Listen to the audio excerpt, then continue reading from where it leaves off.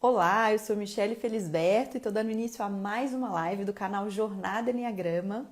Hoje para falar sobre o futuro do Enneagrama. Hoje é dia 17 de agosto de 2022 e eu vou ter aqui comigo o professor, autor, uma pessoa muito seminal no mundo do Enneagrama, que é o Nicolai Cursino, e a gente vai bater um papo sobre as nossas perspectivas, sobre o que a gente acredita que vai acontecer no futuro do Enneagrama. Então eu acredito que esse vai ser um bate-papo bem legal e eu já vou recebendo as pessoas que estão entrando aqui. Bom dia, Leandro, Clau, Rogério, Humberto. Vamos entrando, vamos chegando. Daqui a pouco o Nicolai já vai estar aqui com a gente. Eu acredito que ele está me seguindo, já está entrando daqui a pouquinho. Oi, Humberto, querido, que saudades. Bom dia, Pati. Gente, eu tô há muito tempo, né, para falar sobre esse assunto, sobre esse tema. Eu acredito, como eu falei nos stories ontem, né? A gente tem tanto poder de criar o nosso próprio futuro, de imaginar o nosso próprio futuro.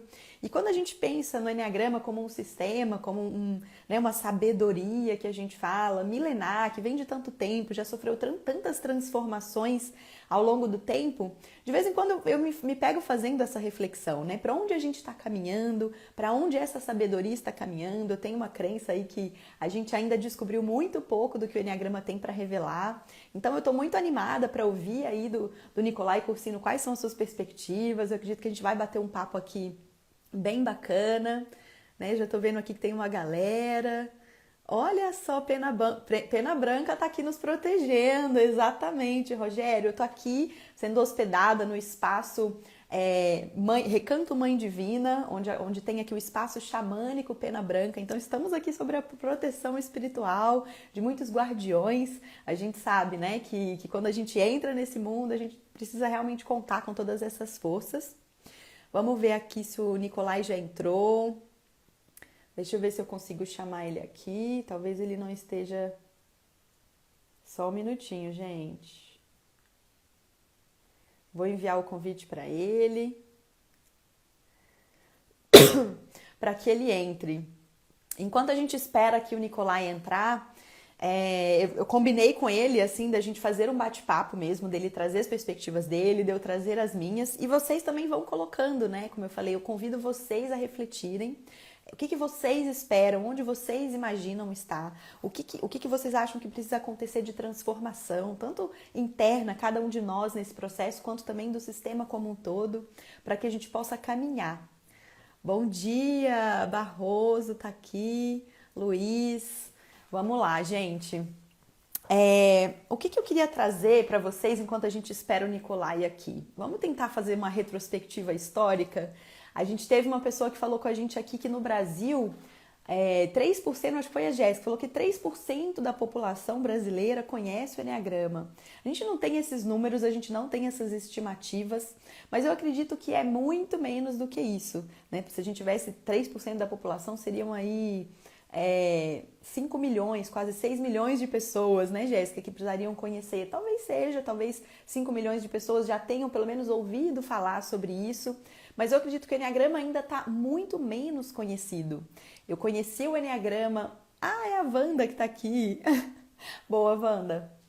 Eu conheci o Enneagrama em 2019. E quando eu conheci o Enneagrama, eu fui pela escola Meda e aí depois eu falei, deixa eu pesquisar sobre isso, né? Deixa eu pesquisar sobre a sabedoria e não se encontrava, quase não se encontrava a informação. Existia, mas estava ali no submundo de alguma forma. Então vamos ver para onde é que a gente está caminhando. Acho que o Nicolai já entrou por aqui, então já vou convidá-lo aqui para entrar para a gente começar essa live.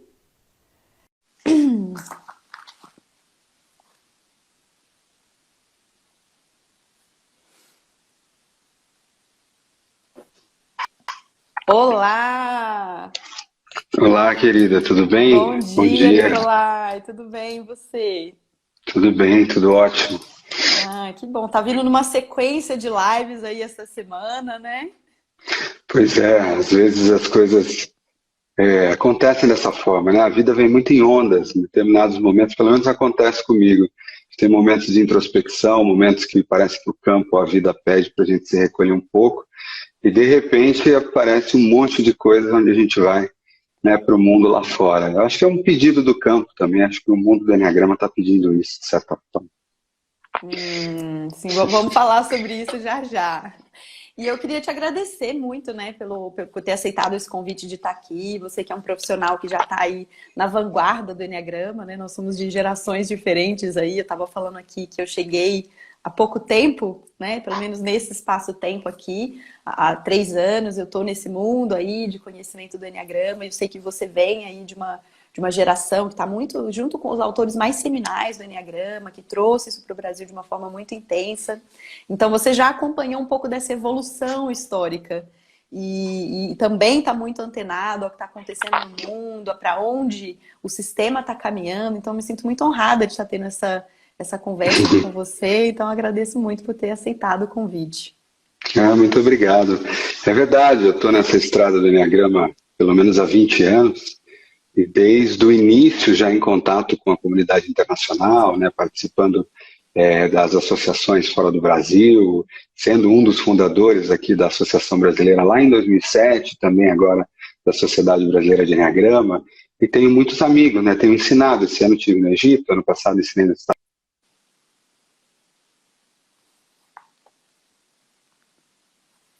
Acho que a gente perdeu o Nicolai aqui um minutinho. Vocês estão vendo aí que ele está travando para vocês também ou é só aqui? Deem um sinal para mim aqui, por favor. Vamos esperar um pouquinho para ver se a gente consegue voltar.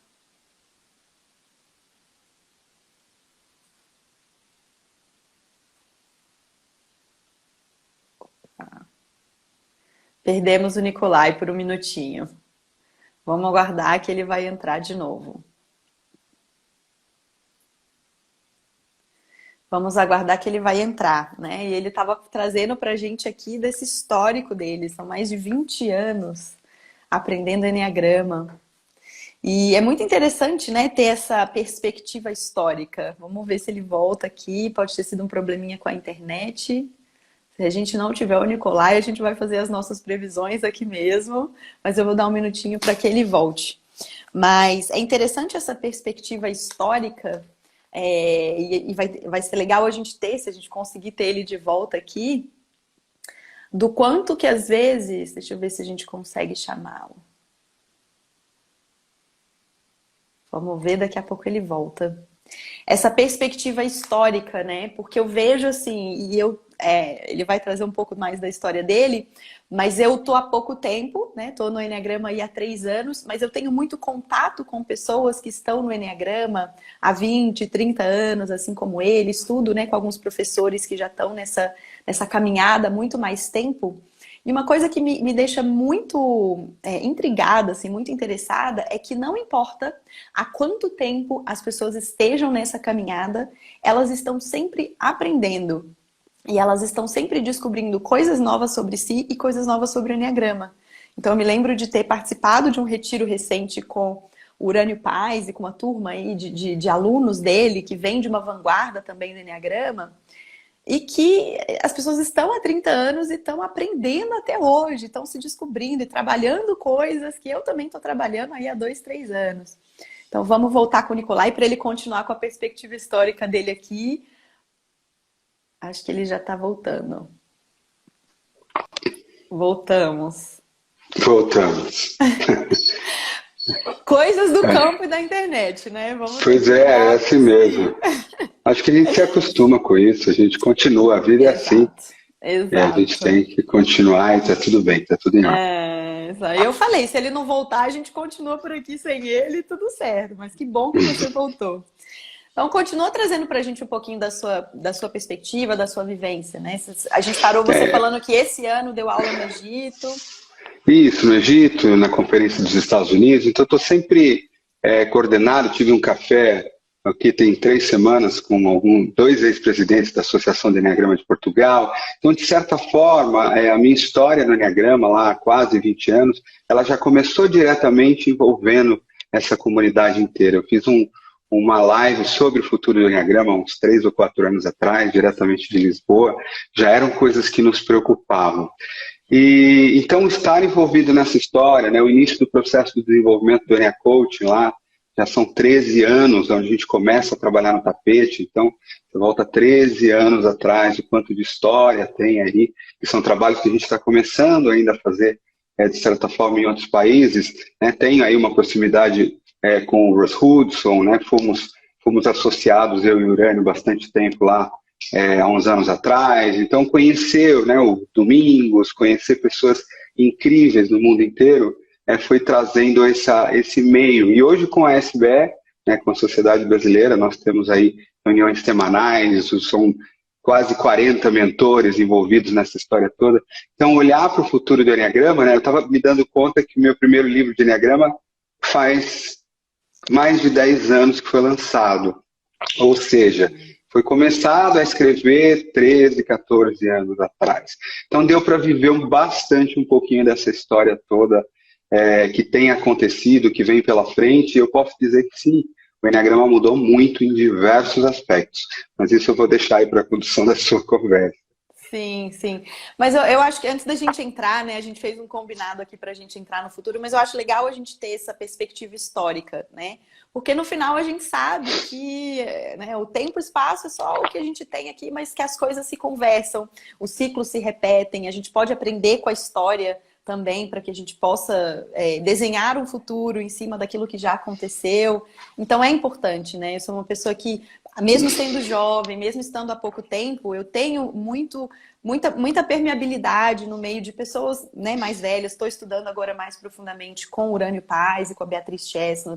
Tenho também uma proximidade com a sua metodologia. Então eu sempre busco estar próxima daquilo que é seminal, daquilo que, né, de onde está vindo a informação. Porque eu sempre me vi nesse lugar de fazer a ponte, né, entre o velho e o novo. Acho que a minha vida me preparou para isso. Então, acho que em todos os aspectos, não só no Enneagrama, mas eu acho que existe uma sabedoria da gente beber das fontes que já estão aí há mais tempo que nós, que já tem mais, né, mais caminhada. Eu acho que a minha geração, a gente precisa, né, estar aberto e aberta para essas coisas. Porque a gente acha que a gente é mega revolucionário, está inventando a roda e, na verdade, a sabedoria já está aí. A gente só precisa, talvez, traduzir para uma linguagem nova. Mas eu acho que enquanto a gente for trazendo aqui as perspectivas, é interessante, sempre que você puder, claro, compartilhar um pouco aí do seu olhar, da perspectiva, da caminhada até aqui, para onde a gente está indo. Então, gente, qual foi o meu combinado aqui com o Nicolai, né? A gente vai fazer aqui um bate-bola. Eu não combinei com ele quais seriam os 3 temas, então eu falei, olha, traz para mim aí 3 tópicos que você acha que a gente vai caminhar e eu vou trazer 3 e a gente vai ver onde é que a nossa visão tá batendo, onde está diferente e aí a gente vai discutindo a partir disso, tá? Então eu vou passar a palavra para você aí falar o seu primeiro ponto, que você possa elaborar aí nessa sua previsão. Vou te fazer mais algumas perguntas, se eu sentir aqui de aprofundar e a gente vai tocando assim. A gente faz o inverso também, tá? Gostaria de tá bom, combinado. Eu juro que eu prometi que eu ia fazer 3, mas vieram 4, tá? Mas o quarto beleza. Vai ser só um chorinho pro final. Beleza, e mas outras vamos coisas. deixar espaço também para a gente trazer o que o campo trouxer, para a gente dar umas viajadas aqui também, que tá tudo certo. Mas vamos lá. Qual é o seu primeiro eu vou falar de forma sucinta, e aí, Michele, fica à vontade para perguntar, aprofundar, porque senão se eu abrir, né, aí a gente fica o tempo inteiro num ponto só. Acho que o primeiro grande ponto que a gente vê, e é uma tendência do Enneagrama, e na minha opinião uma tendência linda, mas que nós estamos num momento de maturidade para isso acontecer, é uma transição do que era 20 anos atrás, basicamente focado em tipos psicológicos. Você tinha um enneagrama que era basicamente descrições de 9 tipos psicológicos e por detrás disso o entendimento e um conhecimento psicológico que era passado para as pessoas ali. É claro que havia exceções e sempre houve exceções, mas de uma forma geral o foco dos congressos, das pessoas, dos estudos eram esses. As pessoas tomavam muito conhecimento, o que é o meu tipo, o que é o meu perfil, quais são os comportamentos que ele tem tendência a ter. Então a gente está falando de um mapa que é basicamente parado, a gente brincava e dizia, isso aí não é o enneagrama, isso aí são 9 tipos, dá inclusive para tirar o enneagrama e colocar 9 caixinhas laterais, porque se você aprende os tipos sem o movimento, sem a questão horizontal e vertical e toda a multicomplexidade de um sistema vivo, é assim. Mas isso cumpriu o seu valor por muitos anos. E isso foi trazendo maturidade ao longo do tempo para as pessoas irem se descobrindo no primeiro ponto. Naturalmente, chegou um momento onde hoje, e aí a gente experimenta isso há muito tempo no Enia Coach, por conta da proposta dos raios e não dos tipos, mas do ponto de vista da comunidade internacional, hoje o acesso à informação faz com que as pessoas tenham conhecimento, por exemplo, de flechas que não se tinha antes, tenham um conhecimento de níveis de consciência que não se tinha antes. Né? Eu fui o primeiro professor, e acredito que por enquanto o único, a ser formado diretamente pelo Russ Hudson e Don Rizzo, na escala dos níveis de consciência. Então, quando eu vi aquilo pela primeira vez, porque aquilo já coçava na gente, né? Você falava assim, peraí, mas nem todo mundo é tão assim, ou tão daquele jeito. Tem gente que está mais livre, que está mais solta. Então, quando você começa a olhar, e eu olhei aquele enneagrama vertical há anos atrás, peraí, quer dizer que se eu me desenvolver, eu não vou ser aquele 7 que larga tudo pelo meio do caminho, aquilo só serve num nível de consciência, mas não serve no outro, quer dizer que tem um balanço. Então, quando isso começa a vir para a internet, começa a se trazer, começa a se colocar nos retiros, quando os movimentos de flechas, os trabalhos de tapete, a multicomplexidade que vem, por exemplo, ao estudar as crenças por detrás dos tipos, ao estudar as questões de identidade, e a gente começa a olhar para si. Sim, existem os tipos psicológicos, mas é um mapa multicomplexo, vertical, horizontal, vivo, que vai te orientar para a tua vida toda. Então, por que isso é uma tendência diferente? Porque se você procurasse 20 anos atrás, com algumas exceções, é claro, você não ia achar esse conhecimento. Né? Você não tinha internet para olhar isso. Os próprios livros do Enneagrama, que eram poucos e de algumas pessoas fundamentais, também se focavam mais nesse ponto. Hoje você tem milhares de livros de Enneagrama sendo lançados, talvez a cada mês ou a cada trimestre nos Estados Unidos. Você tem uma onda, né, uma rede gigantesca. Antigamente você tinha algumas referências principais que vinham de quando o Enneagrama psicológico se levantou aí, na década de 70, 80, 90, principalmente. Então, hoje não. Quem chega nesse sistema já olha de cara, por exemplo, peraí, eu sou um tipo, mas eu tenho possibilidades, e já vai na internet, já vê o seu movimento de flecha, e já começa a perceber movimentos e desejos, discussões, acessa uma quantidade de depoimentos de pessoas que já falam, né? Na própria SBE nós não apresentamos os tipos e sem os níveis de consciência. Já começa falando, o tipo não é mais um tipo, é uma jornada. É uma estrada, é um raio de frequência. Então, acho que para mim, a primeira grande tendência hoje é essa complexidade bela, não uma complexidade ruim, mas uma complexidade importante para o Enneagrama, que antes era um mapinha com 9 perfis psicológicos e hoje virou um sistema de desenvolvimento no qual você encontra escolas, você encontra cursos, você encontra discussões e as pessoas têm acesso a esse conhecimento. Por que é uma tendência? Porque não vai parar por aí. Porque se antes as pessoas estudavam Enneagrama, eu passei muitos anos ensinando Enneagrama no mundo corporativo, lá 17, 18, 15 anos atrás. A quantidade de aulas sobre os tipos que a gente dava era uma quantidade de pessoas gigantesca. Essas pessoas talvez não tenham contato com o Enneagrama hoje. Muitas delas ficaram lá. Ah, que legal, meu tipo era mais ou menos aquele que fazia tudo certinho, né? Eu lembro, foi muito legal, mas eu não lembro que número era. Né? Era isso que a gente via 6 meses depois. Agora, quem começa hoje, eu acho que não para mais. Criou-se uma cultura de um Enneagrama que não para. Não tem um curso final, um lugar final, um conhecimento final. Você vai aprender com uma pessoa, depois você quer aprender com a outra, depois você sabe que tem algo sendo desenvolvido, que você vai por outro caminho. Então, eu diria que assim, a primeira grande tendência para mim é a transição de um mapa fixo de tipos psicológicos até um sistema de desenvolvimento no qual você vai estudar a sua vida toda dentro dele. Uau, nossa, incrível. E eu concordo e eu acredito muito nisso também, né? Eu falo que quando você, é aquilo, né? Quando você bate na porta, você pode ver, quero entrar, às vezes a pessoa fica ali no tipo, ou então ela fala, não quero entrar agora, ela volta. Às vezes você vê que a pessoa 10 anos depois, ou, né, quantas pessoas falam, nossa, eu ouvi falar de Enneagrama 10 anos atrás na empresa, mas eu não sabia que era tudo isso, e agora eu tô voltando a entender. Então, realmente, eu vejo isso acontecendo, né, na hora que você saiu aqui, eu falei que às vezes vem pessoas que já estão há 30 anos estudando Enneagrama e que estão descobrindo coisas novas sobre si, sobre o sistema. Então, realmente, ele está se revelando nessa essa jornada contínua de aprendizado, né? Sobre o sistema e sobre a gente quando a gente se vê refletido.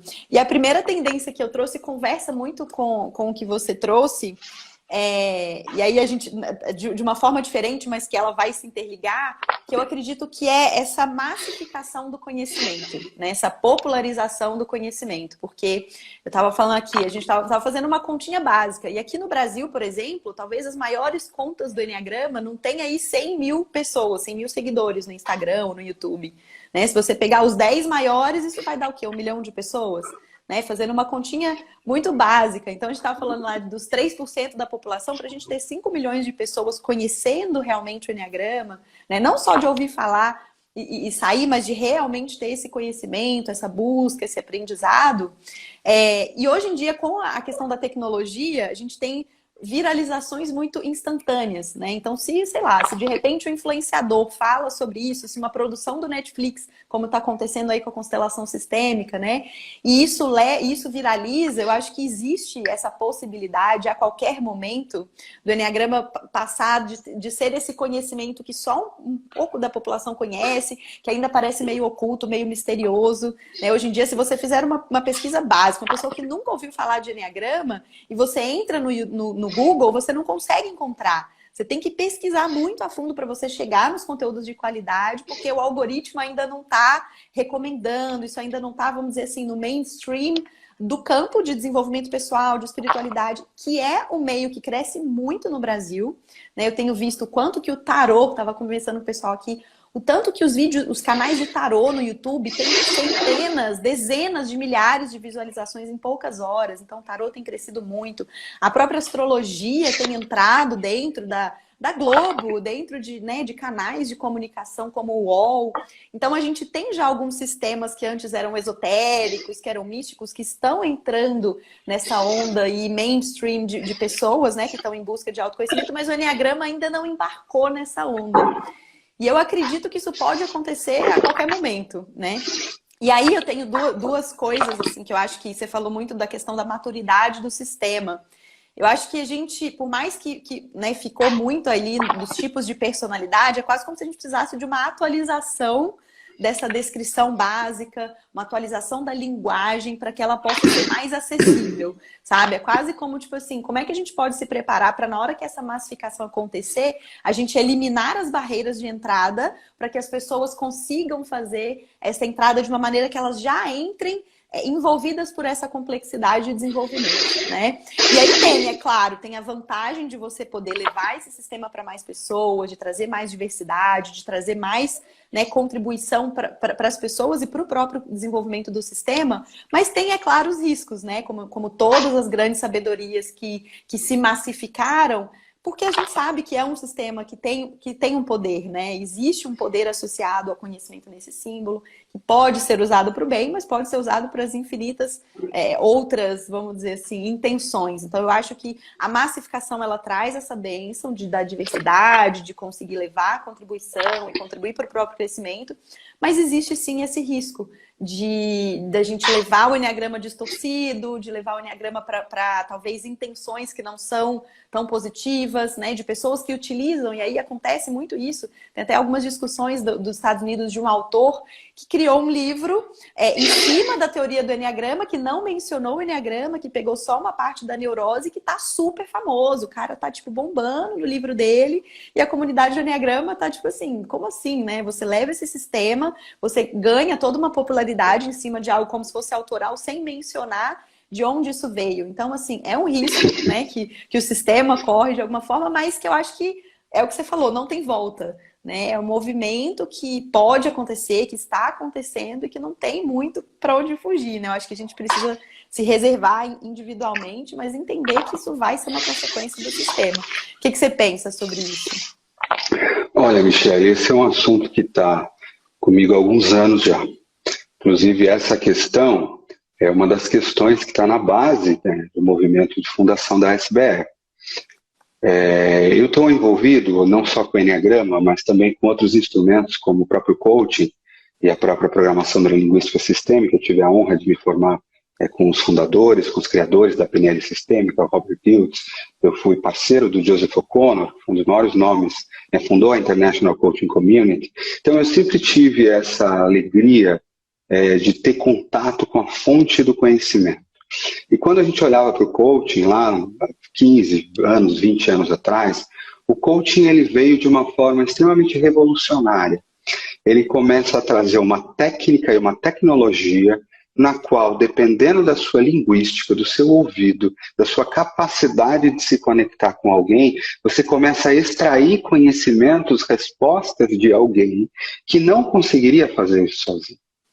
Então, assim, e não é uma coisa simples que você aprende em uma semana. Você lapida essa capacidade de ouvir, de sentir, de perceber, de fazer aquela questão de $1 milhão ao longo de 10, 15, 20, 30 anos. O coaching é uma coisa incrível e maravilhosa. O que aconteceu com essa palavra no mercado brasileiro, principalmente, mais do que nos Estados Unidos? Ela tomou um viés onde esse próprio sistema passou a ser um sistema onde a própria palavra virou sinônimo de algo. A gente brinca que antes a desempregada era modelo, agora a desempregada é coach. Né? Então, é uma brincadeira trágica, mas ela tem uma verdade em cima disso.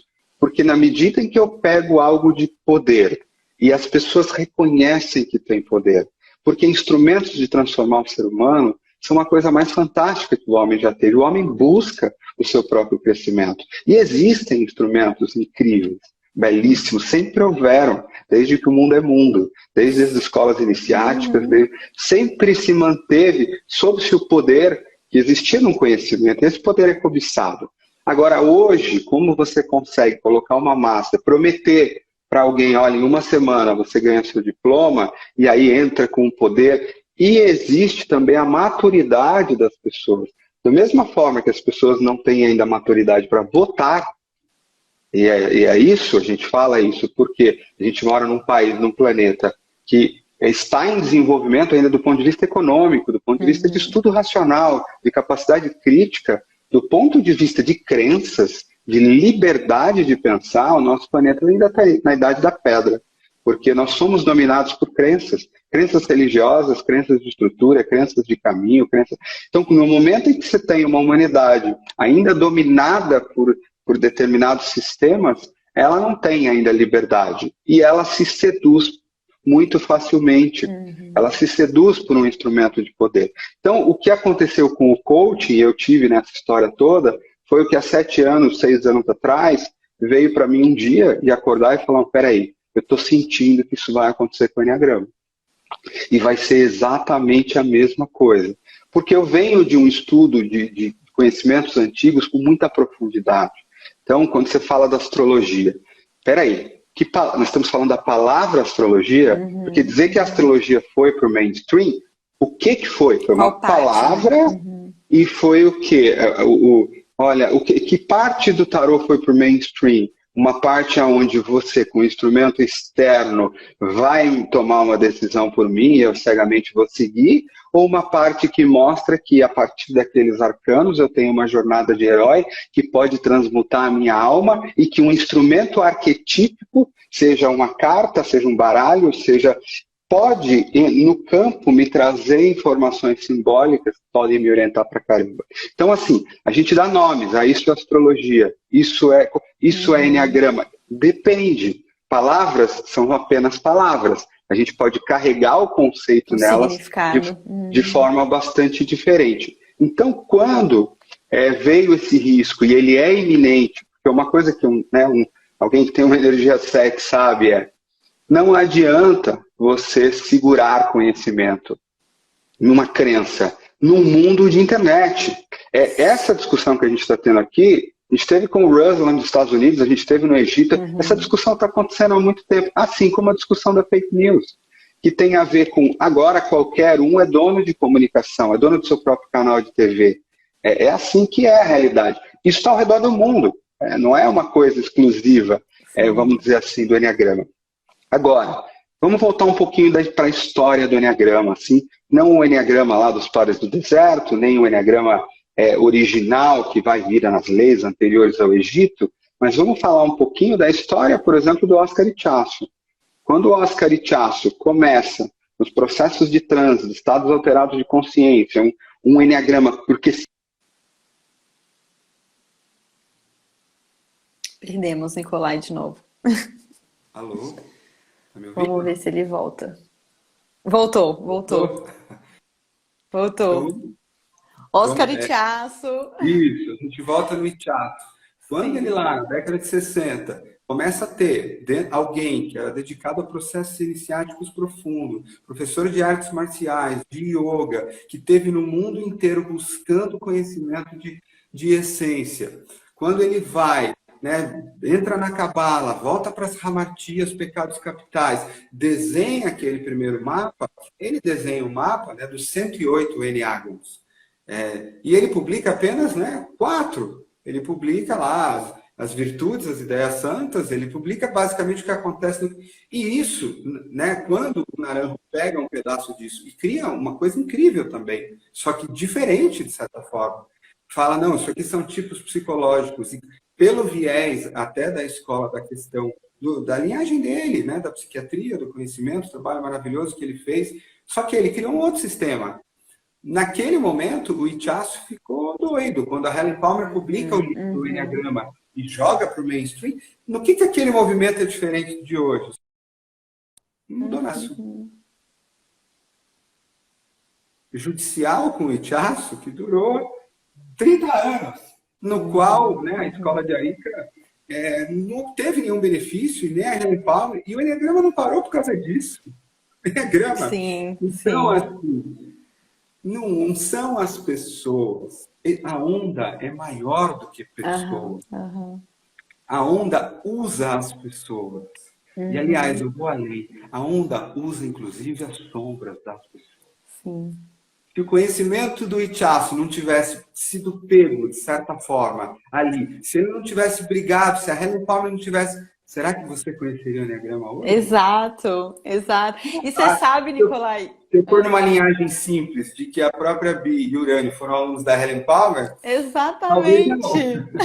E você sabe uma coisa interessante? Além de toda essa questão, né? Eu lembro que quando eu fiquei sabendo dessa disputa judicial, eu falei, meu Deus, né? Que treta! E aí eu fiquei, gente, né? Aquela coisa bem nova, assim, mas como assim? Vocês brigaram e vocês eram, né? E aí eu fui começar a estudar mais profundamente sobre a natureza humana e do conhecimento.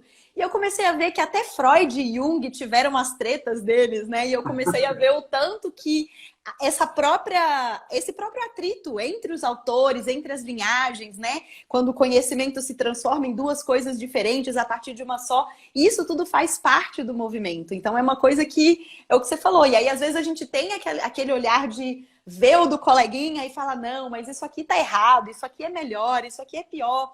Mas é isso, né? A gente tem um ponto de vista, a gente vai ter uma linha que a gente vai seguir. Eu acho que é importante nesse processo, e é onde eu busco ter várias fontes de conhecimento e ter o pensamento crítico do que faz sentido para mim, né? O que hoje eu acredito, o que hoje me ajuda no meu desenvolvimento, que é o que você falou das pessoas que se seduzem muito facilmente pelo conhecimento, elas não têm, né? E é uma coisa que eu busco trazer para as pessoas que eu trabalho não tome o que eu falo aqui como verdade absoluta. Busquem outras fontes, experimentem isso na sua própria realidade, percebam o que faz sentido para você, né? Porque esse pensar diferente, esse buscar o conhecimento, mas questionar, é como a gente vai talvez fazer a nossa própria evolução, mas não tem como brigar contra isso, né? Eu acho que faz parte de todo esse movimento. E tem uma coisa, né? Quando a gente olha para a história, em primeiro lugar, não tem jeito. Simples assim. Vamos fechar o conhecimento. Gente, não tem mais jeito. Não dá mais. Nas minhas intuições dentro dos processos de Enneagram Coaching, e aí tem a ver com a minha história, eu acho que, inclusive, cada professor, cada pessoa, cada escola, ela é usada pelo sistema maior, pela inteligência maior, para emanar uma qualidade específica para o sistema, né? A forma como o Nicolai ensina não é a forma como as outras escolas ensinam. O meu chamado envolve um conhecimento que é bastante profundo e que vem de uma linhagem, enfim, de toda a minha história de alma, e que sim, de alguma forma, isso não é melhor nem pior. porque eu acabo muitas vezes me tornando complexo ou inacessível para alguém que precisa ter um conhecimento de primeiro momento. Eu brinco que às vezes hoje, né, hoje para mim é muito difícil, você me falar, olha, o tipo 2 é como? A minha primeira resposta eu vou falar, depende.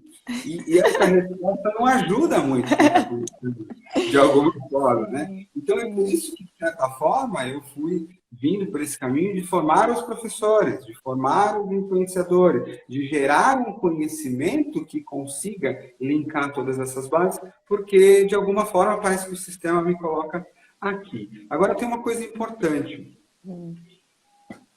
A história de briga pelo conhecimento, né? Se você for pegar, né? Quando Prometeu rouba o fogo de Zeus para a humanidade, você já tem uma história toda. Será que não foi?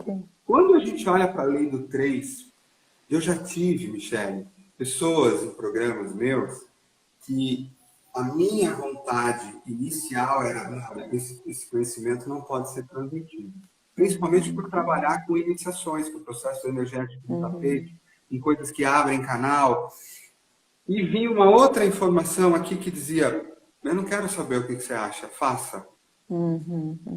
E eu sempre fiz o que a intuição me mandou. E eu sempre, muitas vezes, passei anos brigando, às vezes, comigo mesmo. Peraí, por que eu é para fazer isso, quando, na verdade, eu estou vendo um risco aqui? E o que se revela anos depois é que aquilo tinha um sentido. Que aquilo tinha um sentido, que aquilo foi parar num lugar que nunca teria de parar antes, foi parar num tipo de talento que não aconteceu. Então, quando a gente olha em Lei do 3, a gente cria polaridades, muitas vezes. E é nas polaridades que a gente segue. E você pode sempre escolher um caminho. Ah, caramba, o que fizeram com a astrologia? A astrologia ciência reverenciada por os maiores sábios de todos os tempos, de repente viram um folhetim. Peraí, eu tenho duas escolhas. Eu vou falar, então, esse povo todo aí fala besteira, deixa eu me fechar aqui e estudar, ou eu vou para a internet falar aquilo que eu sei, da forma mais acessível possível. E não importa se você tem 10 seguidores e alguém vai ter 100 mil, porque é muito mais acessível o conhecimento que responde pelo outro. Então, naturalmente, quem fornecer respostas mais prontas, mais rápidas, vai atrair um número maior de pessoas por conta da questão do grau de consciência. Isso não é ruim nem bom, isso só é. Porque essas pessoas também não vão começar por aí e daqui a 6 meses, 1 ano, vão falar, peraí, mas tem mais do que isso. E eu vou além. Então, não tem nada errado. Mas na minha crença, e a fundação da SBM, ainda para a internet, lá atrás, quando a gente resolveu filmar os primeiros cursos e só cortar pedacinho, né, e jogar, e falar de espiritualidade, falar de energia, falar de coisas que não eram faladas, e hoje fazendo isso nos congressos internacionais, mesmo levando pedrada e tudo mais, muitas vezes, envolve isso. Peraí, nós temos 2 escolhas. Ou nós podemos colocar conhecimento, filosofia e amor e ser um porto seguro, que não precisa ser o melhor, não precisa ser o maior, não precisa ser o mais importante, mas que apenas porque vibratoriamente, né, o mundo é feito de frequência. Se a Michele pisar naquela frequência, naquele ponto, que ressoa com aquele chamado, quando o aluno está pronto, o mestre aparece. Aquilo vai se revelar para você de alguma forma. Mas se eu opto pelo meu medo, pela minha arrogância, ou pela minha crença de que, não, peraí, aquele conhecimento é raso, eu não vou estar ali, eu fecho isso. E, na minha opinião, o que o campo está pedindo é que conhecimentos sagrados antigos sejam novamente revelados de uma forma nova, redesenhada. Existe risco? Existe risco. Podemos garantir? Né? Deus não garantiu a descida de um dos seus anjos principais. Mas eu posso prestar atenção, me responsabilizar, fazer o meu melhor? Posso. Eu posso garantir? Não posso. Assim como um comunicador potente. Se você vira uma comunicadora potente, Michele, você já influencia o mundo e o planeta. É por isso que a comunicação vai deixar de ser ensinada? Ou nós vamos enfatizar cada vez mais a filosofia, a história, o coração, o amor que está por detrás disso e juntar cada vez mais pessoas, sabendo que haverá fake news, sabendo que haverá retorno e que não necessariamente isso está errado, que talvez seja uma visão dual nossa. É um pouco de como as coisas têm me vindo hoje, mas eu não tenho uma resposta para isso, não. Sim, sim, concordo.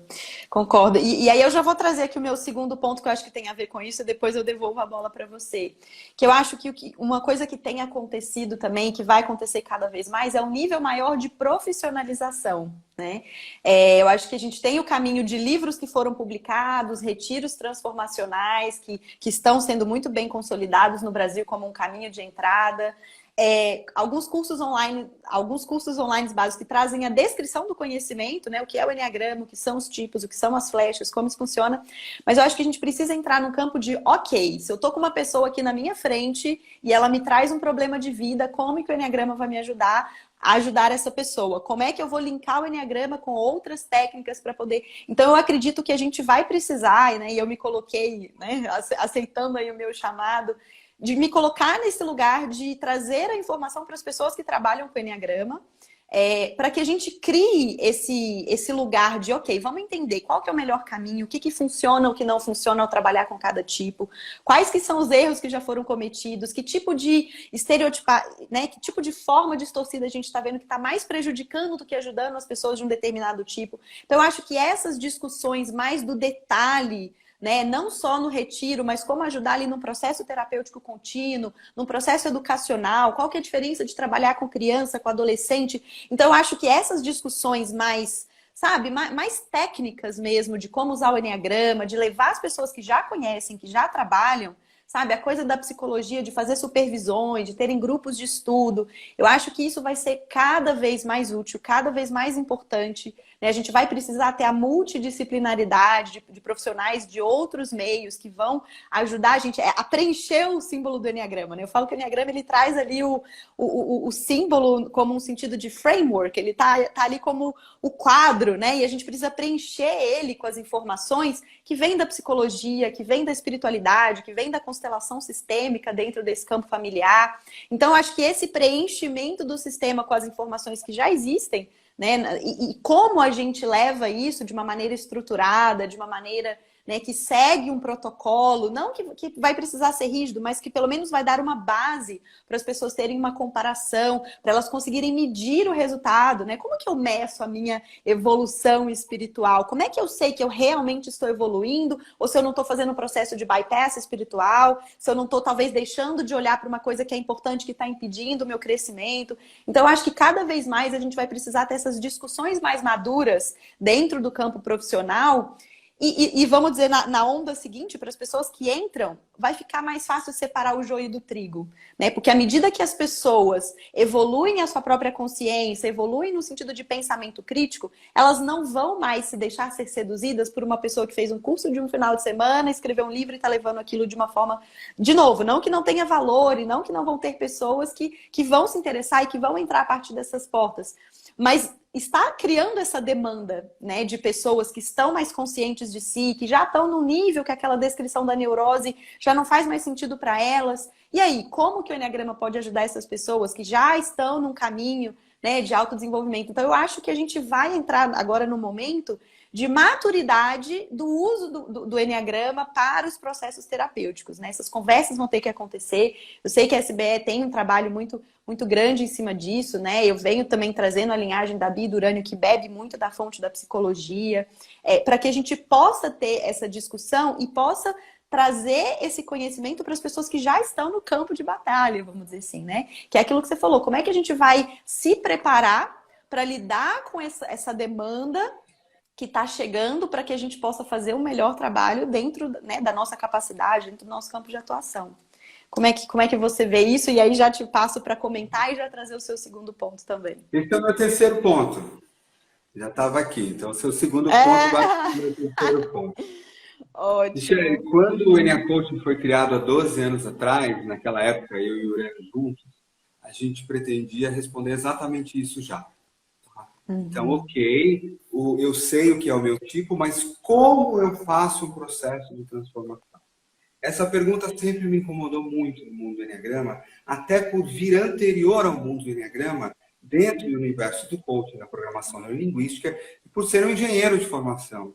É alguém que é acostumado com design, alguém acostumado com coisas que dão resultados e que vem do mundo corporativo e que mede as coisas, e que olha, e que está preocupado com coisas que dão resultado. Então, a criação do Enia Coaching lá atrás, e por isso ele não é Enneagrama, ele é Coaching, que ele vai juntar, carregar, como você bem falou, e eu vejo da mesma forma, carregar naquela mandala o coaching, a programação neurolinguística, conhecimentos de educação, conhecimentos xamânicos, para criar uma estrutura de transformação, seja do mecanismo de defesa, seja já vinha fazendo essa resposta. Então, os movimentos, esse incômodo acontecia. O que eu sinto que está acontecendo agora é que, do ponto de vista de quantidade de pessoas, é que o sistema atingiu uma maturidade onde esta pergunta passa a ser, daqui para frente, eu concordo com você, pelos próximos 5, 10 anos ou mais, a pergunta principal da comunidade do Enneagrama, ou seja, do conhecimento geral. Hoje é o quê? Antes era o Enneagrama puro, como é que funcionam os tipos psicológicos. Qual é a tendência agora? Legal, mas como eu levo isso do meu horizonte pessoal e coloco isso dentro da educação? Coloco isso dentro lá das empresas, coloco isso dentro do consultório terapêutico, coloco isso dentro da medicina. Isso não é fazer o que antes fazia, que é, a gente usa o Enneagrama na terapia, o que a gente faz? A gente descobre esse tipo de toque barco. Não é isso. Aí eu concordo muito com você. É multidisciplinaridade. Eu vou ter que ter alguém com conhecimentos de psicologia muito bons e conhecimentos de sistemas de desenvolvimento e medição e conhecimentos do Enneagrama que seja mais profundo, porque senão a gente vai criar sistemas de assessment rasos e aí nós vamos gerar outros tipos de problema, na minha opinião. Tem coisas que são mais práticas e cognitivas, mas tem coisas que a medição não é exatamente dessa forma. E nós vamos começar a criar metodologias que possam ser implementadas no mundo. Então, quando a gente monta um congresso da SBR, agora em outubro, e fala para os 17 palestrantes, olha, vocês vão ter que trazer cada um tema diferente. Medicina, educação, empresa, espiritualidade e só quem já trabalha com isso, já criou um método, já fez um case e vai vir mostrar o case. Por quê? Porque não adianta eu ter um conhecimento de Enneagrama e ser um professor se eu não tenho uma metodologia educacional que não vem do Enneagrama. Ela vem de um outro lugar e que consegue se combinar e criar um método que é possível de se fazer na escola. Que a escola aceita, que aqueles diretores e que aquele board fala, entendi, muito bem, dá para a gente mudar. Porque não basta também ser bom. Quando você entra num sistema, numa educação, numa medicina, numa psicologia... Desculpa, Nicolai, você cortou um pouquinho. A gente está te perdendo um pouco, mas você falou uma frase importante. Você falou, não basta ser bom. Isso, não basta ser um sistema bom. Para ele entrar no mundo, ele tem que ser aceito por aquele sistema. Então, se eu quero colocar o Enneagrama na educação e eu tenho uma coisa legal, mas quem que toma a decisão? São os boards de educação. Como é que eles estão convencidos a nível de estudos, de técnicas? Então, vai ter uma adaptação do Enneagrama combinada a metodologias que, na minha opinião, virão através de profissionais muito bons nas suas áreas, que já tenham métodos validados e que tragam o Enneagrama e criem métodos. Então, o Enneagrama sai do contexto indivíduo e precisa entrar na sociedade. Mas para ele ser aceito na sociedade, ele precisa se juntar com métodos e sistemas em cada um dos diferentes campos, providos por pessoas que não são o conhecimento do Enneagrama, mas que fazem ponte e que vão, sim, através, aí eu concordo com você plenamente, dos grupos de estudos, das montagens, das tecnologias, com fazer pontes e testar, fazer pesquisa, aplicar, desenvolver, e ter espaços para divulgar esses resultados.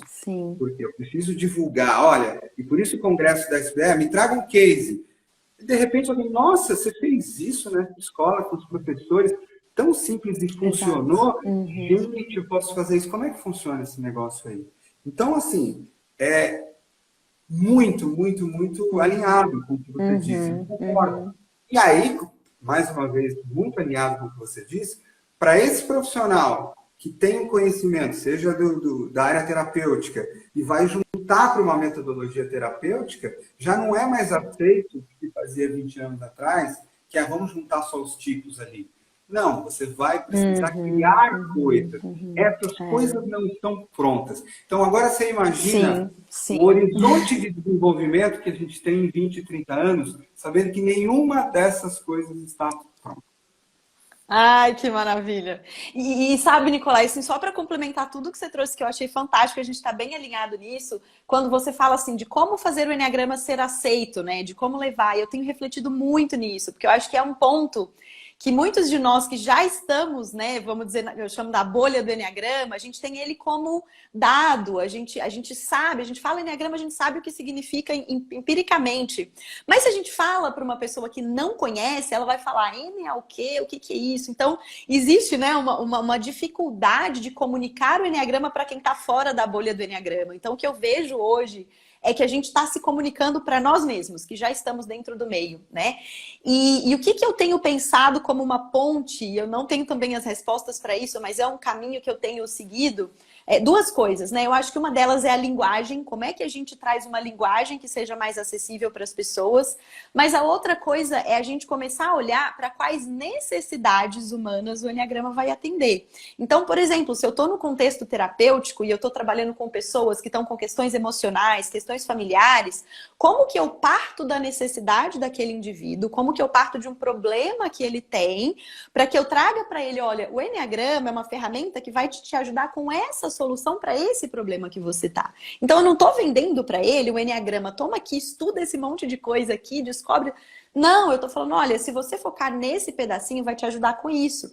Né? E ele tendo aquela transformação, ele tendo aquela necessidade suprida, se ele tiver o interesse, ele vai buscar se aprofundar e seguir. Então eu tenho olhado muito para essa questão, né? Na hora de desenvolver algo, ao invés de começar o desenvolvimento a partir do Enneagrama, começar o desenvolvimento a partir de qual necessidade está sendo colocada em questão, qual que é a linguagem que essas pessoas utilizam, para que eu possa, com o conhecimento do Enneagrama, traduzir isso de forma que isso vai resolver uma necessidade, né? Então, acho que esse papel do desenvolvimento, a gente tem que manter isso em mente de alguma forma, né? Que ele está aqui para servir. Ele não é o... Eu falo que ele é como... Às vezes a gente se apaixona tanto pelo instrumento, e eu falo isso também com as minhas alunas. A gente não pode se apaixonar pelo instrumento. Existe, né, uma paixão de levar para as pessoas que é importante, mas é a mesma coisa da gente pegar uma canoa que serve pra gente atravessar o rio e botar ela na cabeça, e botar ela no colo e falar, ai meu Deus, como eu amo essa canoa, sabe? Então, como que a gente também não pega o Enneagrama pelo que ele é, que é um instrumento, que é um meio, que não é único, mas que tem lá, né, a sua vantagem e usa ele nesse sentido, né? Mas fico feliz, então, que a gente esteja com essa visão aí alinhada. Eu acho que aí tem uma coisa importante também, Michele, que tem talvez um pouco da sua visão, né? Essa é uma visão empreendedora. Essa é uma visão que traz muito do engenheiro, traz muito do conhecimento que é voltado para resolver um problema. Seja esse um indivíduo na busca da sua espiritualidade, um indivíduo com emocional, ou uma empresa com uma questão ali. Eu sempre disse nas formações, né, para quem usa o Enneagrama no corporativo, as pessoas às vezes vêm, me dá um sistema para eu fazer e aplicar na empresa. Empresa não quer sistema, empresa quer resultado. Sim. Eu tenho que ir até ela, descobrir qual é o problema dela, criar um diagnóstico, montar uma solução que vai conter o Enneagrama. Mas raramente uma solução de uma empresa é o Enneagrama. Por isso que as pessoas levam tipos, é muito legal, mas não dura. Eu tive 10, 12, 13 anos na mesma empresa, ou em grandes empresas. E por que você vai fazendo isso? Porque você vai resolvendo resultado. Essa tua visão, eu acho que é o momento do tempo do Enneagrama. Que é assim. Por quê? Porque essa resposta aqui não está dada. Vamos começar a desenvolver coisas que resolvam os grandes problemas da humanidade? Que resolvam os grandes problemas do ser humano? Por quê? Porque o ser humano, no Enneagrama, em geral, se seduziu demais pelo conhecimento puro e andou pouco o caminho. Você tem pessoas de 20, 30, 40 anos, conhecem todas as... Mas ela, emocionalmente, não fez o raio, o tipo dela evoluir daquela forma. Então, a gente tem essa questão. Por outro lado, e aí é aquela mesma questão, né? Será que eu tenho que financiar pesquisa na universidade de temas que não são aplicados? Antigamente, eu achava que não, mas hoje em dia, eu acho que existem algumas coisas, mas isso é para algumas pessoas, cujo conhecimento se revela ainda sem uma aplicação. Sim, Mas que de sim. alguma forma lá na frente ele vai encontrar seu espaço. Mas eu acho que isso não é para a comunidade do Enneagrama. Isso é válido. Pode ser uma sedução que alguém se perde ali? Pode. Ah, mas pode ser uma montagem de um quebra-cabeça que vai ser revelado daqui a 50 anos? Pode também. Mas do ponto de vista de comunidade, de Enneagrama, né, vamos dizer assim, eu estou 100% de acordo com você. Na hora da gente começar a desenvolver sistemas que resolvam os problemas das pessoas, que melhorem esse mundo. Sim.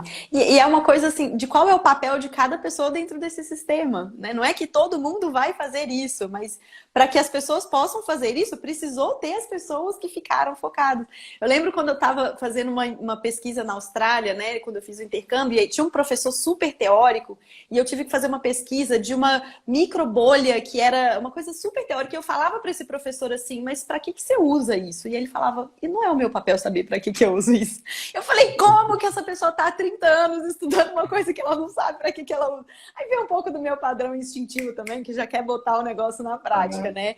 Mas é isso, é saber também qual que é o papel de cada um, entender. Eu vejo muito essa beleza dessa diversidade, né? E é um dos meus lemas também. E aí já vou trazer aqui para o meu último ponto, e depois eu vou voltar para você. A gente já está quase 1 hora aqui, né? Espero que você tenha mais uns 10 minutinhos aí para a gente fechar. Sim. Ok. Você comanda, tá? Eu tenho essa coisa de falar demais às vezes. Não, imagina, só tô preocupada com o seu horário, mas se a gente puder ir ter os 10 minutinhos, acho que dá tempo de fechar. Então, eu né, gosto muito desse lugar de... Existe lugar para todo mundo, existe, inclusive, riqueza nessa diversidade. Inclusive, eu acho que essa é uma das coisas que falta no Enneagrama, acho que é também uma das tendências, né, de trazer mais diversidade de pensamento. E toca muito no meu terceiro ponto, que eu acho que a gente está entrando, e aí não só no Enneagrama, eu acho que vai ser um reflexo, mas de uma liderança mais feminina. A gente tem muitas mulheres estudando, muitas mulheres pesquisando, mas os grandes nomes, os grandes líderes acabam sendo os homens, né? E não é uma exclusividade do Enneagrama, isso é um movimento social aí muito grande, mas que a gente está vendo, né, de alguma forma, esse shift, essa mudança.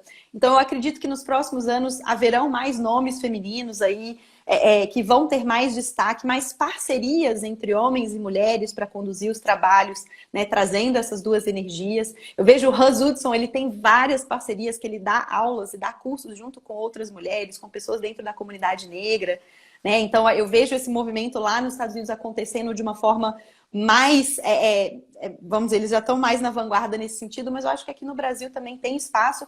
E aí, não só de ter mais lideranças femininas e referências, mas o próprio formato de se levar, né? A gente fala muito, você é uma pessoa que defende muito essa coisa do amor como a base de tudo, né? Então, como que a gente pode fazer isso de uma forma mais amorosa, de uma forma mais acolhedora, não tanto mais intelectual e cognitiva, mas abrindo espaço para essa abertura emocional, para essa vulnerabilidade emocional, que eu acho que a gente entra num ponto agora que não dá mais só para ensinar os tipos de forma mental e esperar que a pessoa vai ver o tipo e vai falar, tal. Né? Eu vejo muito assim, da forma que eu trago, às vezes de uma forma natural, as pessoas já se abrem mais emocionalmente. Então, acho que a gente está vivendo um momento aí que as pessoas estão mais abertas a viverem processos emocionais. Então, a gente precisa de mais dessa energia acolhedora, de mais dessa energia feminina. Então, acho que naturalmente vai existir, né, de alguma forma, essa mudança de mindset, né? Eu nem posso falar de mindset, devia falar heartset. Né, uma forma da gente trazer mais o campo emocional e acolhimento na hora de trazer essas... Mesmo nas soluções práticas, né? Mesmo quando a gente estiver falando de resolver problemas dentro de empresas, ou né, de um mundo mais, assim, mais corporativo, mais duro, eu acho que está convidando a gente para trazer mais dessa energia feminina. Como é que você vê isso? Bem, esse tema é muito, muito forte, muito importante para mim. Eu tenho algumas visões sobre ele.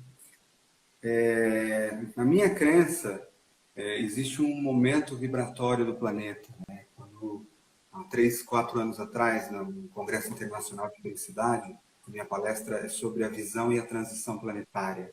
Ou seja, o que está acontecendo com o campo vibratório do planeta e da humanidade nesse momento do tempo, que faz com que a gente suba a nossa frequência e uma série de sistemas, ou tudo que há embaixo desse campo quântico, de alguma forma, é mexido e é convidado a uma elevação de consciência. Dentro do Covid, uma das coisas que se falou foi sobre o ponto de choque, dentro do. A gente está te perdendo aqui um pouquinho a conexão. Acho que o que você está falando é bem importante. Vamos ver se volta. E, gente, esse campo tá movimentado, hein? Vocês estão me vendo aqui? Comentem aqui se travou só para mim.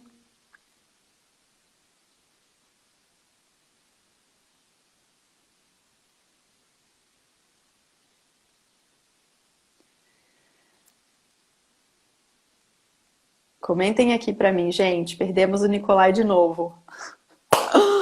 Eita, que esse campo vibratório tá demais, hein? Vamos esperar ele voltar. Vocês estão me vendo, né? Deixa eu aproveitar que ele tá aqui. Enquanto isso, eu vou ver nos comentários de vocês. Ah, ele já voltou. Voltamos.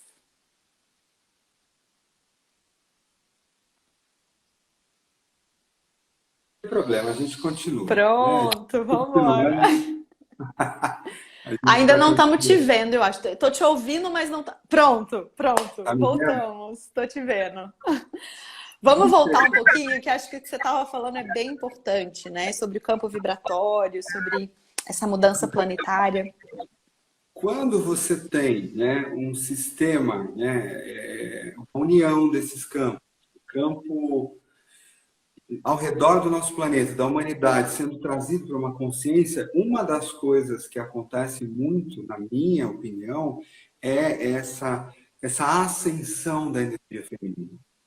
E essa ascensão da energia feminina, ela ocorre junto com o momento do tempo onde a cura entre masculino e feminino, dessa guerra universal milenar, que está aí desde alguns milênios, quando isso emerge no campo hoje, isso já é um movimento onde, falando metaforicamente, tá, Michele? A Mãe Terra e o Pai do Céu já estão pedindo novamente esse reencontro. E eu tenho uma crença muito forte de que a era que a gente entra, em termos de liderança, é uma liderança feminina. Então, quando você fala em liderança Shakti, pelo Raj Siddhya, o meu livro Anjo Líder fala muito sobre a liderança a partir do coração, a cura das organizações, porque o que acontece? Não só as mulheres, mas a energia que envolve cuidado, envolve comunhão, envolve amorosidade, com assertividade, com praticidade. Uma coisa de jeito nenhum exclui a outra. Então, sim, essa questão que você coloca no Enneagrama não é para continuar assim. Assim como não é para continuar nos boards das organizações, onde você tem até o nível aqui embaixo, 80% de mulheres maravilhosas, e você vai para um board lá em cima, você tem 80% de executivos. Essa é uma história antiga. Tem que acabar com isso. Eu fiz uma live ontem com a Renata sobre a cura da ancestralidade, e uma das coisas que a gente falou foi a da cura do instinto sexual, né? A briga entre masculino e feminino. Lugar de mulher é onde ela quiser. Por que o campo está abrindo isso? Porque sim. E aí eu desculpa falar do meu jeito direto, mas cara, ninguém tem mais saco para essas coisas, pelo amor de Deus, já deu. Quem sai com quem, se você fica com homem, com mulher, se você tem essa cor de pele. Gente, não tem hora que simplesmente... Eu olho ao meu redor e falo, gente, nós estamos nisso ainda. Pelo amor de Deus, para com isso. Isso aqui é só vestimenta. Nosso campo vibratório nem corpo possui. Nós estamos...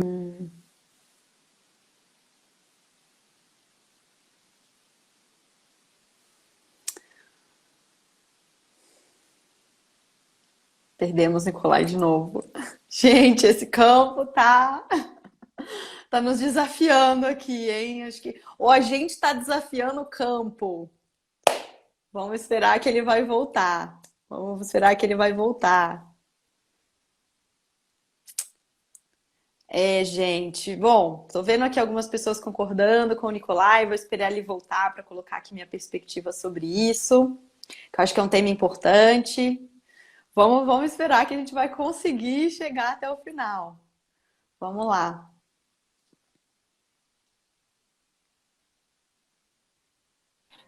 Não perdeu, Esse, afastou. esse campo, a gente está desafiando esse campo. Eu tô achando que tá mexendo tudo, hein, Nicolai? Estamos desafiando, vamos Sim, continuar desafiando pela sim, sim, eternidade. sim, Porque, sim. assim, 80% das minhas alunas incríveis são mulheres. Uhum, uhum.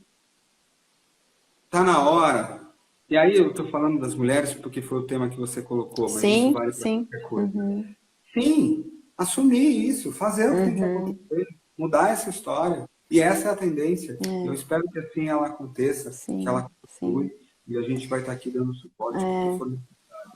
E aí eu vou te desafiar um pouquinho na sua fala, né? Com todo respeito, eu acho que a gente, né, precisa abrir esse espaço aqui. E quando a gente fala de um lugar de privilégio, né? Eu como uma mulher branca, você como um homem branco, heterossexual, que está dentro de uma normativa, existe uma vivência em cima disso. Então, por mais que por dentro a gente sabe que somos amor, por mais que a gente sabe que somos todos iguais, somos espíritos, a realidade social ainda está muito atrás. Então, assim, na minha visão, sim, ainda estamos nisso, sim, ainda estamos discutindo isso, ainda vamos precisar discutir muito isso. Eu acho que as discussões têm sido feitas de um lugar de muita dor, de muita raiva, de muita disputa, né? De uma tendência reativa a tudo que aconteceu, todas as opressões. Mas ainda estamos num lugar de muita desigualdade, de muitos privilégios. Então, para mim, na minha visão, não dá para dissociar a espiritualidade da discussão social. Não dá para a gente não olhar de forma objetiva para o fato de que a maioria dos nossos retiros de autoconhecimento ainda tem pessoas brancas, pessoas, né, heterossexuais, pessoas que estão numa situação de privilégio econômico, né? E que eu acho que existe sim né? Existe toda a história por trás disso, existe também o fato de que a gente precisa primeiro cuidar das necessidades básicas para depois buscar uma evolução espiritual, existe sim, né? Uma razão, mas isso não pode nos isentar de olhar para os desafios que ainda existem, de tentar trazer mais diversidade, né? De como utilizar tudo.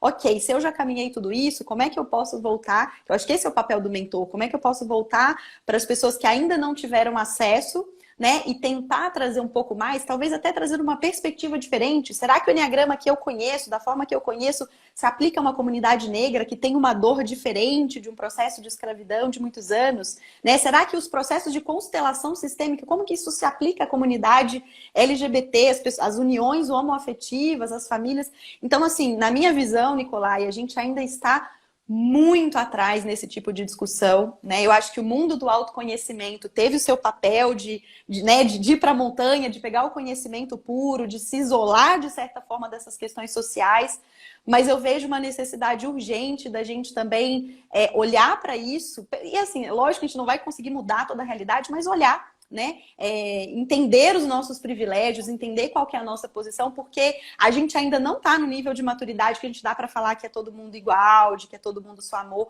porque existem sim diferenças muito importantes e o nível de sofrimento psíquico dessas pessoas que são marginalizadas é muito diferente daquele que eu e você passamos na nossa vida, né?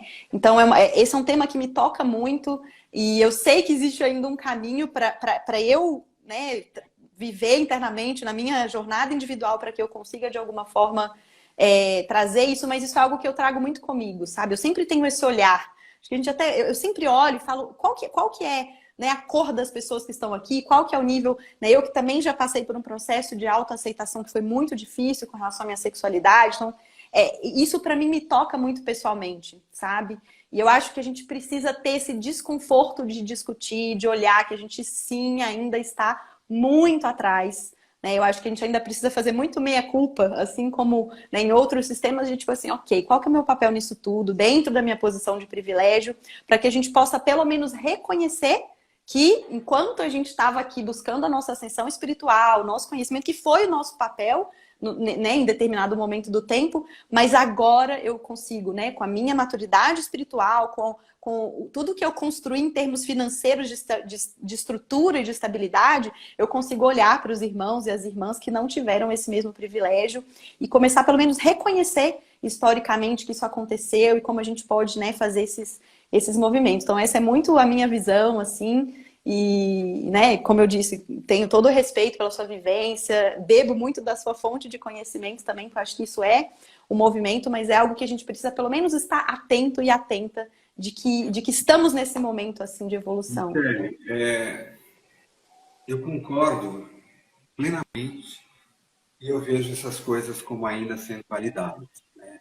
Eu escuto um pouco na sua fala essa questão da ascensão e vários mas, como de alguma forma, olha gente, presta atenção, vocês estão subindo demais aí e não estão olhando a realidade e ver como é que é. E eu acho que essas duas coisas podem conviver. Eu acho que sim, os seus pontos são reais e verdadeiros. Acho que os talentos vêm da vivência das pessoas. Então, da mesma forma que a tua vivência pessoal traz esse chamado, essa missão de vida, de alma, gente, vamos olhar para as minorias, como está acontecendo nas empresas, como acontece em todo lugar, e é válida, tem que ser validado. Quem está nesse caminho e não teve essa vivência, porque é verdade, há coisas que eu tenho como conceito, como sentimento, mas eu não as vivi. Todo mundo vive uma vida que é limitada, dentro do lugar onde nasceu, da história que teve. E o que eu vejo ao longo do tempo é que as pessoas que realmente cumprem missão de alma, elas trazem uma dor específica que vem delas e elas transmutam essa dor como um mito de Kiron colocado. Então, assim, é claro que um professor que nasceu numa condição específica, assim como um homem vai falar sobre a questão feminina, ele não é uma mulher. Ou ele vai falar sobre a maternidade, ele não é uma mulher. Mas ele pode, sim, abrir espaço para isso. Ele pode, sim, mostrar o seu respeito a isso. E ele pode usar tudo que ele tem para, quando essa voz se fazer, ele incentivar essa voz e munir essa voz de toda uma história, de todo um conhecimento, de toda uma jornada, para que aquilo aconteça. Porque se o talento de alguém ali é fazer, o talento de alguém, de repente, é intuir. Sim, Nenhuma sim. coisa é melhor ou pior do que a outra de alguma forma. É verdade que nós estamos absolutamente atrasados do ponto de vista prático, que... Eita, lá vai, gente. Eu que saí agora aqui. Com certeza, Voltei. Sim. Eu me lembro de assistir uma palestra, Michele, da Alexandra Lojas. Não sei se você a conhece. Ela fala, e ela fazendo uma palestra no Congresso de Felicidade sobre né, a questão do negro e a questão da história dela, e ela ter nascido num privilégio, porém negra. Aquela foi uma das palestras que eu mais me impactei e chorei na minha vida. Porque realmente, eu não tenho essa vivência. Eu nunca vou ter. Agora, quando eu tenho alguém que se levanta e ao invés de só bater a sua raiva de volta, e tem que ter, se coloca e mostra e me faz sentir um pouquinho do que eu não conseguia sentir, porque eu conseguia entender, mas não sentir através de um processo lindo, eu posso olhar e vou dizer assim, caramba, eu não sei fazer isso dessa forma, não é minha história de vida, mas como eu posso ajudar essa pessoa? Como eu posso incentivar? Como eu posso pegar esse conhecimento, essa história, esse entendimento, essas conexões, esses recursos financeiros e, de alguma forma, fazer isso acontecer e, ainda assim, continuar no processo, sim, de olhar para a espiritualidade, de ter uma certa utopia. Porque uma das questões da utopia é a utopia não é para ser atingida, a utopia é para me inspirar.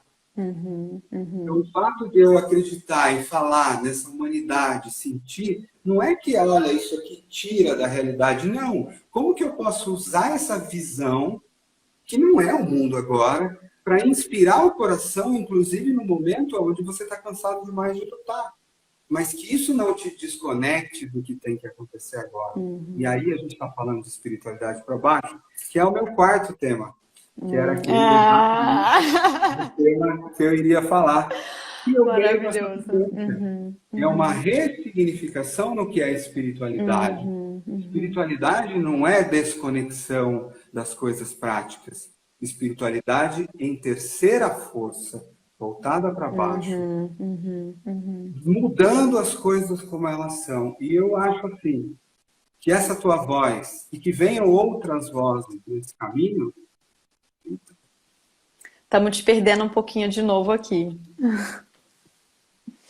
Não, mas Voltamos. que essa voz e as outras vozes no caminho tragam discussões incríveis como essa e incentivem os movimentos a se levantarem, as pessoas a se levantarem. Te perdemos de novo. Eu vou te pedir para repetir. Vamos esperar um pouquinho, que acho que você ainda está meio travado. Fala alguma coisa aí. Tá me ouvindo agora? Voltamos. Isso, então eu acho que a voz que é colocada por você, a voz que é colocada por quem sente o chamado, né? O que o raio Seixas fala para a gente? Diante da adversidade, diante de uma missão, além do meu medo, levanta-se uma coragem de espírito, uma força de espírito. E esse é o movimento que tem que acontecer. Ontem, na nossa live, a gente perguntou ao campo o que a comunidade do Enneagrama precisa nesse momento. E o campo respondeu: coragem, coloque a sua voz. Então, é isso que a gente precisa. E que, de alguma forma, a gente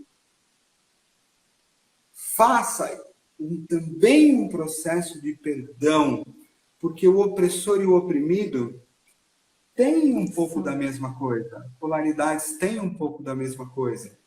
E aí, o incrível vai ser, como é que a gente senta numa mesa, o branco, o preto, o opressor, o oprimido, o que tem, né, o que nasceu, o que foi educado em Harvard, o que foi educado, e olha em conjunto, não um querendo ser o outro, ter a vivência do outro, porque isso não vai ser possível, mas aprender abertamente e comungar para a construção de um mundo melhor. Cada um dentro da sua história, do seu papel e do seu chamado. Agora, não pode haver, eu acho que existe um processo anterior, talvez, de cura emocional dessa polaridade. Se houver um senso de separação, olha, isso, aquilo, muitas vezes a gente pode, não estou dizendo que vai, se perder em duas forças. E aonde está a terceira força? O que eu vejo muito é que essa polaridade ela já existe.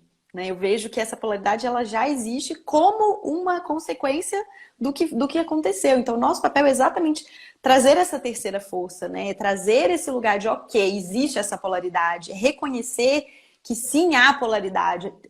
Horas eu vou estar no lado do opressor, horas eu vou estar no lado do oprimido. Todos nós estamos dentro dessa polaridade, independente da situação. Então, eu acho que é reconhecer essa polaridade dentro de nós, reconhecer as dores emocionais que a gente traz, porque da mesma forma que o oprimido tem as suas dores e as suas revoltas, o opressor também tem as suas dores, porque no fundo ele oprimiu por conta de uma dor, né? E a terceira força, ela vem para esse lugar de, ok, eu vejo a dor do opressor, eu vejo a dor do oprimido, né? Eu vejo a revolta, as reações, e eu vejo a polaridade como ela é, como você trouxe, né? É o que é a história da nossa humanidade, é a nossa história individual, mas como, diante disso, eu reconheço o meu papel, a minha dor, a minha vivência, eu perdoo a mim, eu perdoo, né, a quem precisa ser perdoado dentro do meu campo e trago uma nova visão, uma nova forma de trazer isso, né? E aí, trazendo isso para o prático. Qual é essa nova forma? Qual que é o meu papel dentro dessa nova forma diante da minha vivência? Então, acho que isso é a definição da espiritualidade para baixo, né? E eu fico muito, muito feliz. Eu sei que você teve esse papel de estourar a bolha da espiritualidade, ser uma das primeiras pessoas aqui no Brasil que teve coragem de falar isso abertamente, né? Então, eu já deixo aqui a minha admiração pelo seu trabalho dentro disso. Eu sei, como você falou, a gente vai desafiar, vai continuar desafiando.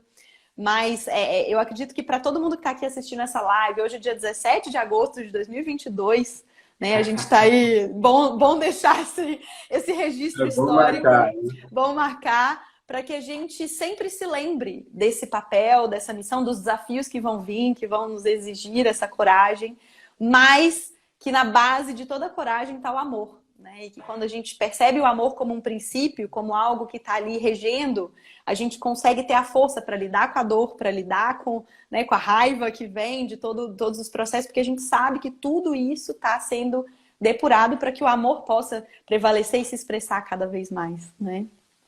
E, Michele, vou aproveitar a tua fala e fazer um último movimento, porque você tem toda a razão. Eu gosto de fazer as coisas. Eu vou lançar um desafio online sem combinar aqui para a galera da Sociedade Brasileira de Enneagrama, para a SBE. Estou vendo que a Rê está aí. Não sei se vai ser possível para esse ano, mas para o próximo congresso, sim, que a gente tenha espaço reservado e dedicado para que pelo menos 10, 20% dessas falas envolvam o tema de colocar o Enneagrama dentro da diversidade. Está lançado aí para a turma, quem tiver esse tema e colocar para a gente vai dar um jeito de arrumar um espaço, seja nesse ou no próximo congresso, e podem ter a nossa palavra nesse espaço. Bom, então já me coloco aqui então o desafio, me coloco à disposição da SBS, se tiver uns 15 minutinhos de intervalo lá e quiserem que eu leve uma palestra sobre diversidade, me coloco à disposição. Vou estar presente, vou estar lá com vocês, então fica aí o desafio. Desafio lançado, Rê. Desafio lançado. E fico muito feliz, Nicolai, gratidão por ter, né, por ter se colocado aí também nesse lugar, que eu acho que é muito importante, né, que a gente se una aí para fazer esse movimento acontecer. Meu querido, mas se deixar a gente fica aqui, né, o dia todo, mas eu agradeço muito essa conversa, esse papo, né, essa presença incrível que sempre une, que sempre traz, inspira a gente, né, você é uma pessoa extremamente importante no meu caminho, na minha jornada, mesmo antes, né, da gente se conhecer pessoalmente, tenho certeza que ainda será. Então, expresso aqui a minha gratidão, minha honra de estar dividindo esse espaço aqui com você. Gratidão. Assim, parabéns pela voz, pelo trabalho. Segue seguindo aquilo que o sistema maior do Enneagrama deu alguma coisa para você fazer, que só você consegue fazer e ninguém mais vai fazer. Então, é por isso que a sua voz, a sua verdade tem que continuar sendo colocada, assim como eu vou fazer a minha e outros vão fazer as deles, porque, no fundo, tem algo maior fazendo essa história toda, não somos nós. E na medida que a gente se junta para contar, para criar a terceira força, eu adoro criar a terceira força, é lindo esse trabalho e o teu chamado, viu? Muito gratidão também pelo respeito de sempre, pelo carinho. Obrigada, muito obrigada a todo mundo que está aqui. Estou vendo muitas pessoas conhecidas, queridas. A gente nem conseguiu ver todos os comentários, mas agradeço de coração aí todo mundo que participou e que está assistindo essa live depois. Um beijo e a gente se vê aí no congresso da SBE. Vou estar lá com vocês, né? Já aproveitando aí o jabazinho que ainda não teve a presença, vai ser um lugar bastante importante para a gente continuar essa discussão e a gente se vê por aí, tá bom? Um beijo grande e até mais. Tchau.